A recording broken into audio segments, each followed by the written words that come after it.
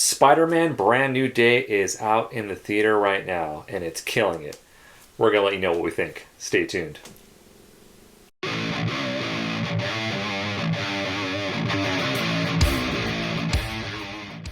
Hey guys, welcome back to Fly By Night Reviews. I'm your host, Kiren. And Dom. Today, me and Dom are reviewing Spider-Man Brand New Day. This one was directed by Destin Daniel Cretton. Before we start, make sure you like and subscribe below. Dom, what did you think? I enjoyed this overall. It felt a little long, but it definitely had its own style to it compared to other Marvel movies, which was needed. It's much needed. Yeah, I mean, from the initial, trailers that I watched months ago, I was a little skeptical because, they had, or even like beyond the trailer, there were talks of all these characters being introduced. So I was kind of worried it was going to be overstuffed. I was never worried if it was going to be good or not, right. Or bad. But I kind of knew it was going to be a good movie. But it is a little bit overstuffed. It's kind of the first 30 minutes. I was like super sold. This is feels like his own movie. Right. I love the visual style. How they were kind of. All those cameos that were rumored were done kind of tastefully. Yes, there wasn't... Yeah, they kind of did some fan service stuff, but it wasn't like a egregious kind of fan service. There was recreating of comic book covers and introducing characters, and if you knew who they were in the comics, cool. If you didn't, it's an interesting looking person.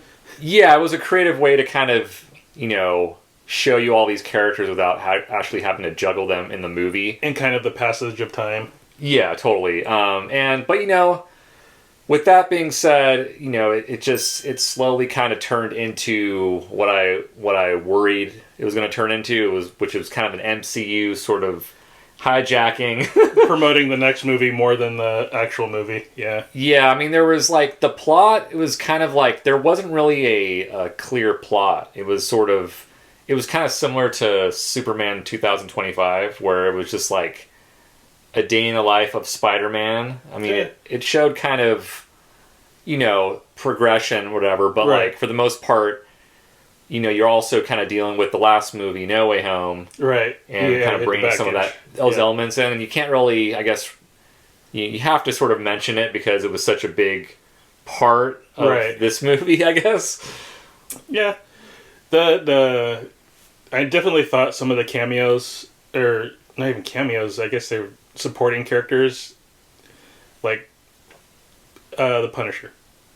He didn't really need to be in this movie.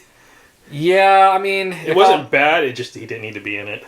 Yeah, I mean, I feel if they were going to have either the Punisher or Hulk in the movie, I think Punisher is probably a better choice, but I think he should have actually been more of the villain, or instead of we might discuss spoilers in this review, but we're trying to hold off. It's still kind of early and we want you guys to see it. But yeah, I just felt kind of like Punisher as a character. We've seen the Netflix series and we've seen the Daredevil stuff, and it's it's pretty dark. He's pretty violent, and this movie is definitely toned down for the movie's sake. Which I expected. Right. Yeah. They tricked the clever ways of cleaning up his language, I guess. Yeah. Which is also a very Spider-Man thing to do anyway, so that worked for me. But I felt like, oh shoot, I can't remember the actress's name. She's in the Bear. I felt like, oh yeah, I know who you're talking about. She was the police captain, I think. Yeah, the Puerto Rican actress. Yeah, and I felt like her role probably could have been expanded to cover most of what the Punisher brought for the movie. Yeah, I mean, yeah, and all, I think, the whole, even the Zendaya and, Ned stuff, I was kind of okay, we're treading this again, but I feel there was a little bit of it felt a little bit different this time around, maybe because they were a little bit older. It wasn't the whole college or high school kind of feeling. They skipped over the whole school stuff, so didn't even have to worry about college. It's this is post-college. Yeah.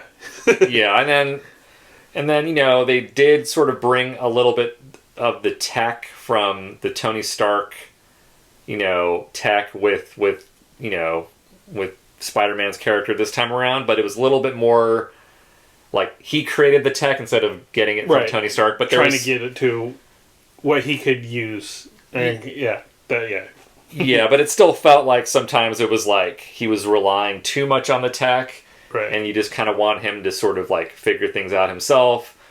And it almost felt like a video game. It felt like the Spider-Man video game. All the little upgrades, yeah. Yeah, I mean, I think that was kind of intentional. I mean, it's a Sony film after all, so they were trying to like... They definitely did...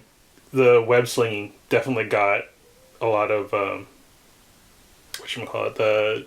It was definitely inspired by the game. And yeah, a lot of the scenes were... There were some scenes that I was like, oh yeah, they definitely got cues from the video game from that. Which, I mean, they pretty much worked for the most part. Yeah. And then, there was all those rumors about Sadie Sink's character, who she was, and, I kind of like... I don't know if I like the direction they went, like, because she is a character from another franchise. We're not going to say it, but it just seemed very odd to, like, be in a Spider-Man movie and you're introducing this character and you've never seen this character in a film together before, and it just felt kind of very, I don't know how to say it, just like...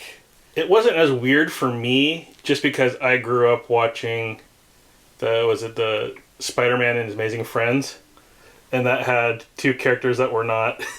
Yeah. So I'm kind of used to it, so it was like, it's interesting, but it wasn't totally... Yeah, I mean, I think I just sort of have to accept that this is the MCU Spider-Man, and it's no longer like the Sam Raimi, Tobey Maguire films where they're just their own thing. Right. And this is, as much as I like wanted it to be its own thing, I think this was probably the best out of all the Tom Holland movies. It just felt like his own movie as much as it could be, I guess, is the... Yeah. And, I mean, overall, the acting in this was great, too, so that wasn't a knock on it at all. Yeah. And I definitely think this is probably, his best performance as Peter Parker Spider-Man. Yeah, totally. And I definitely preferred the more mature angle of Peter Parker, kind of like, being kind of sad boy, and like, all that stuff. Because, I mean, it's such an integral kind of a way to relate to the character, and I feel like, the John Watts stuff, like, although I liked it, I still enjoy Homecoming. There's parts of it. Homecoming was good just because it felt like a good representation of the high school Spider-Man, but they didn't really need to drag it out for 3 movies. Yeah, like Far From Home was like probably my least favorite. Honestly, just felt like it was a little, but anyway, we're kind of going on a tangent. But have you guys seen Brand New Day? Let us know. Well, that's it for today's video. Hope you guys enjoy that. As always, if you like this video, be sure to like and subscribe below. Have you seen Spider-Man Brand New Day? What do you think? Who's your favorite live-action Spider-Man? I know it is. Of course. I mean, yeah. But, let us know in the comments, and we will catch you next time. Peace.